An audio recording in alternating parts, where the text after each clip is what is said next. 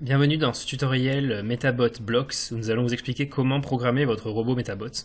Donc tout d'abord, nous allons vous rendre sur la page blocks.metabots.fr qui va nous permettre d'accéder à l'interface de programmation.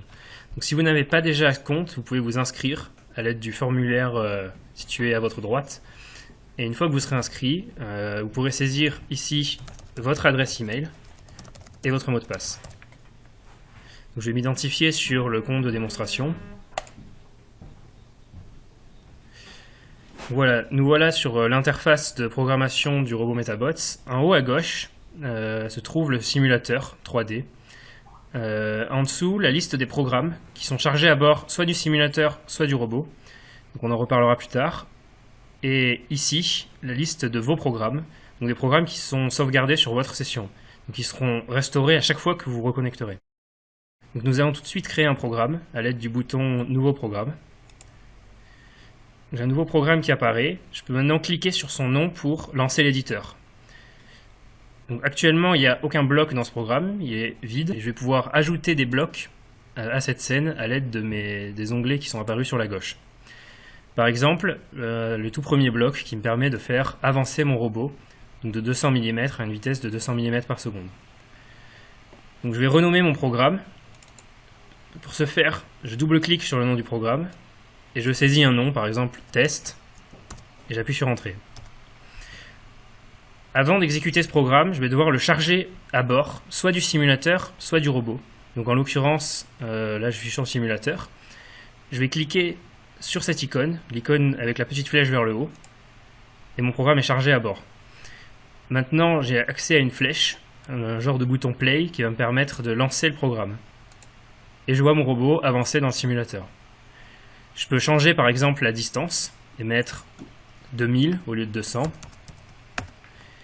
Maintenant, je vais recharger mon programme à bord et le relancer. Vous pouvez passer en plein écran à l'aide du bouton tout en haut à gauche. Et n'oubliez pas de sauvegarder votre programme en cliquant sur la petite disquette à côté du nom.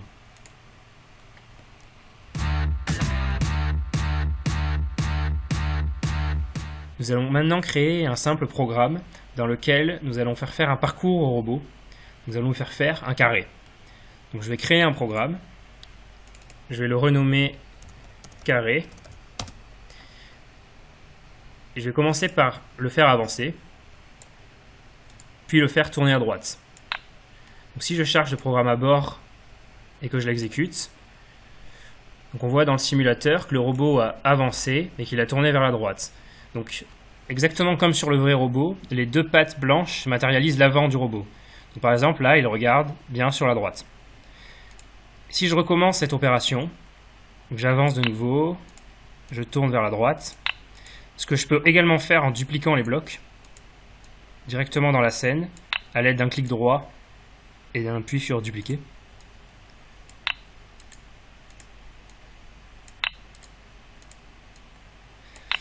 J'ai recommencé l'opération 4 fois.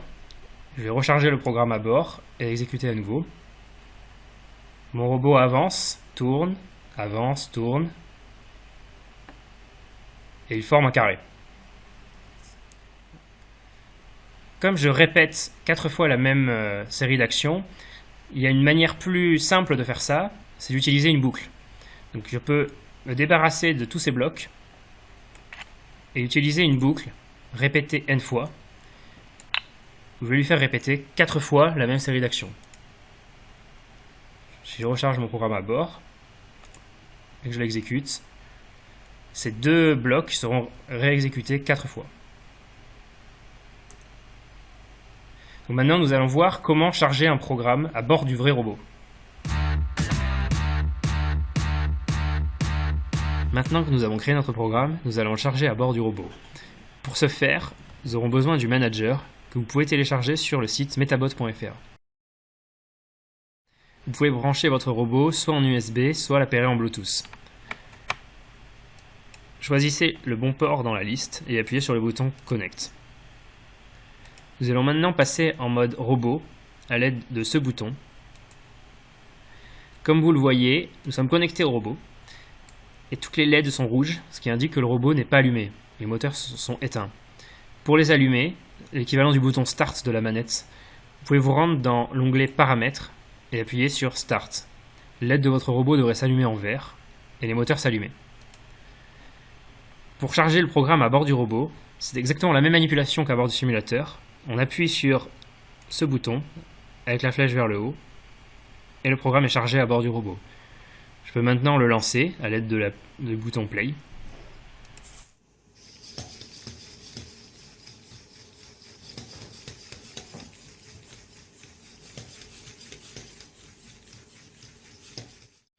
Comme vous le voyez, le robot ne fait pas exactement un carré sur le sol. C'est normal, c'est à cause d'imprécision, parce que c'est pas de glisse, etc.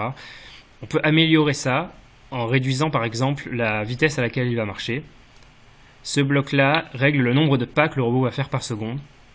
Je vais le descendre à 1. Recharger le programme à bord et le relancer.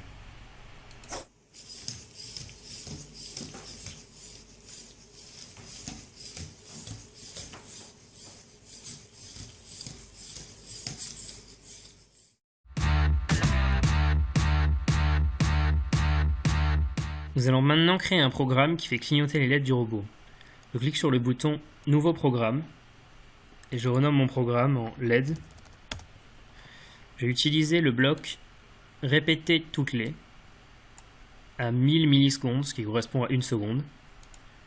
Je vais colorer les LED en vert, puis attendre 500 millisecondes, c'est-à-dire une demi-seconde. Puis je vais colorer les verts, par exemple en rouge. Je charge mon programme à bord du simulateur et je l'exécute. Je visualise mon animation de LED dans le simulateur. Plusieurs programmes peuvent être lancés en même temps. Je peux par exemple lancer le carré qu'on a fait dans l'exemple précédent en simultané. Donc mon robot fait un carré tout en ayant les LED qui clignotent. Si vous désirez lancer 2 programmes en simultané, vous pouvez utiliser les blocs de l'onglet Exécution. Par exemple, si j'ajoute un bloc Lancer le programme carré au début du programme LED, que je coupe tous les programmes et que je recharge le programme LED, les 2 programmes se lanceront en simultané puisque le programme LED lancera le programme carré.